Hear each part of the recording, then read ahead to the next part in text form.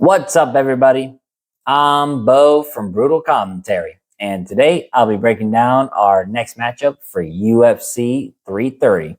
In this matchup, we have Neil Magny taking on Ramiz Brahimaj. Now, this is another somewhat crossroads fight and a very interesting fight to break down. On the one hand, you have Neil Magny, one of the greatest veterans in UFC welterweight history, in UFC history in general, and maybe the best gatekeeper in UFC history, as he holds the record for most wins in welterweight history and has virtually fought every generation of contenders, from the old guard to today's rising star. And even at 39, he's still hanging around the division and proving he's able to compete with some quality opposition, even despite the loss to Yaroslav Amosov. Meanwhile, you have Ramiz Brahimaj, a fighter whose UFC career was a bit of a roller coaster. He would win one, lose another, win one, lose another. But after alternating wins and losses for a few years, found some consistency, went on a 3-fight win streak, all finishes, before his momentum was halted by Polihere Soriano earlier this year in February. So now both men enter this fight looking to bounce back and get themselves moving in the right direction. But with that context out of the way, let's get down to the breakdown.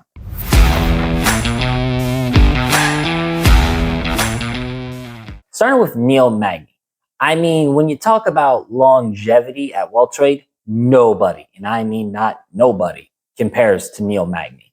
The man has more wins in the division than almost anyone. He has more wins, period, than frickin' Islam Makhachev has fights at 31 wins. I mean, that is kind of crazy. Yeah, he has more wins than most of the fighters on this card have fights in total. And I mean, he's the man who has faced everybody. Champions, title challengers, contenders, prospects, you name it, he's fought it. And what has always made Neil Magny such a difficult tough out for people is that physical frame. Standing at 6'3" with an 80-inch reach, he's one of the tallest fighters in the division, and he knows exactly how to use those attributes to frustrate his opponent. In terms of the striking, Neil Magny's game is certainly not built around power. He has never been a very prodigious puncher.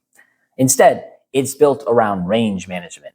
Throws long jabs, straight punches, front kicks, and consistent pot shots that make opponents work incredibly hard just to get into boxing range. And once opponents do close distance, they find themselves tied into the clinch. And I've said this about many fighters.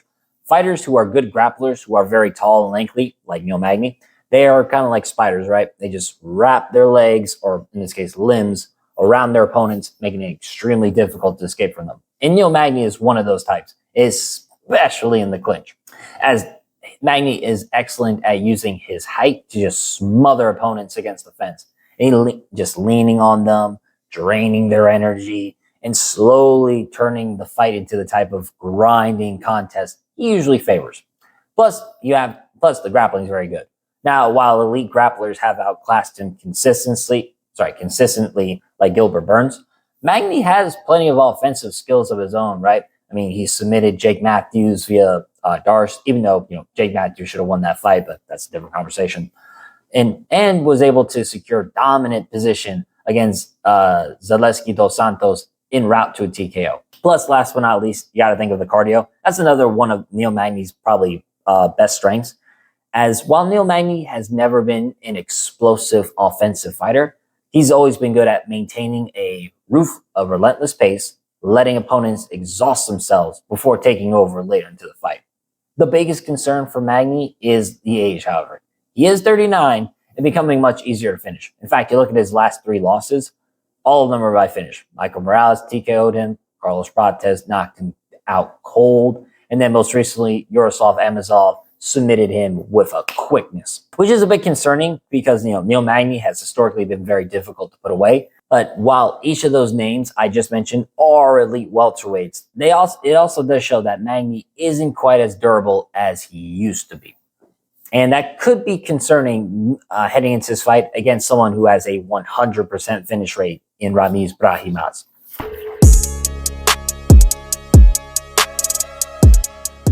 Now, looking at Ramiz Brahimaj, For Brahimaj, he's definitely become a much more complete fighter in comparison to his early UFC career.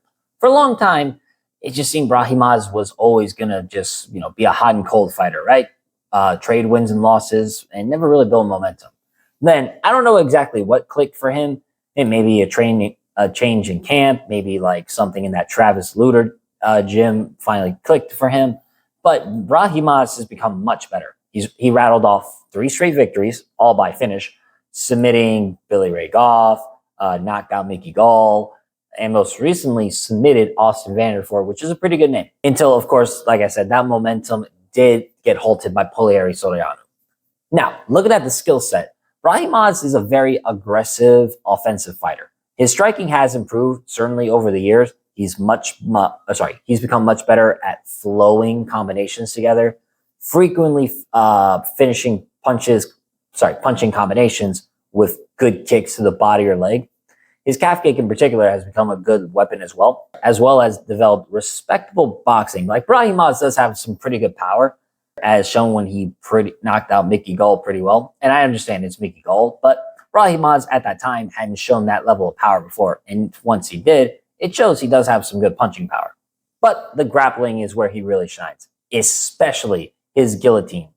Whether it's the traditional, head inside, the high elbow guillotine, or the 10-lock grip, the 10-finger hold, I believe it was called. Brahimaj has shown an impressive ability of switching grips and switching positions to get his submissions locked in tight. And like I said, those guillotines in particular are very nasty. Now, what seemingly was Brahimaj's weakness, especially in the Soriano fight, was his gas tank. Once he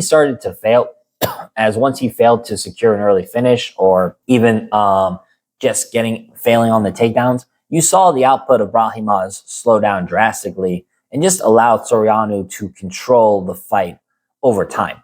And against someone like Magny, who's built a career on this, right, wearing down opponents, that's certainly something to keep an eye out for.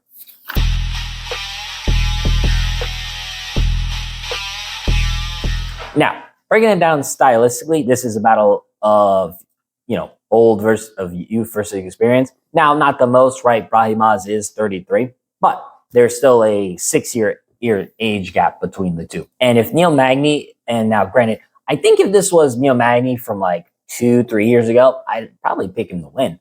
His ability to survive early pressure, drag opponents into deep waters, and take over late would be a nightmare for someone like Brahimaj, who's shown cardio issues. I mean, shoot, that's how he TKO'd Mike Malott, by just coming back from that adversity and laying it on Mike Malott with the ground and pound. But I don't think this is that version of Neil Magny anymore. The mileage is beginning to show, in my opinion.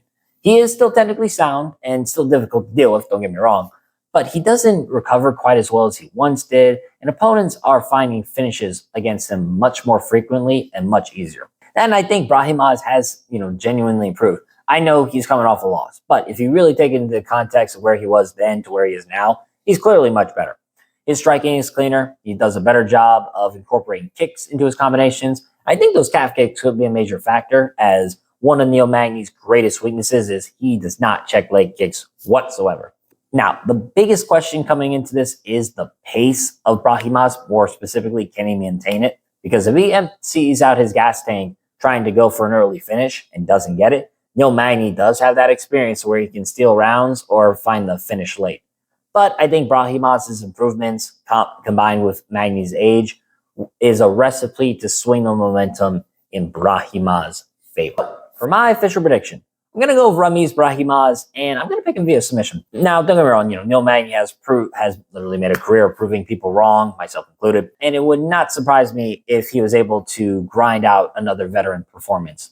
But I think given that Brahimaj is the fresher fighter, the more dangerous fighter, in my opinion, and has improved enough to beat a veteran like this in Neil Magny. So, for my official prediction, I'm going to go with Ramiz Brahimaj, and I'm going to pick him via decision. I think especially given that he'll use the calf kicks will help him. I think he'll incorporate some wrestling. Eventually, I think he's going to find the neck of Neil Magny and choke him out. But with that being said, that's been my breakdown of this matchup. If you enjoyed this video, like, subscribe, and leave a comment down below on who you think's going to win. Until then, I've been Bo from Brutal Commentary. I thank you all for listening. And remember, stay calm, stay respectful, and enjoy the violence. I'll see y'all next time.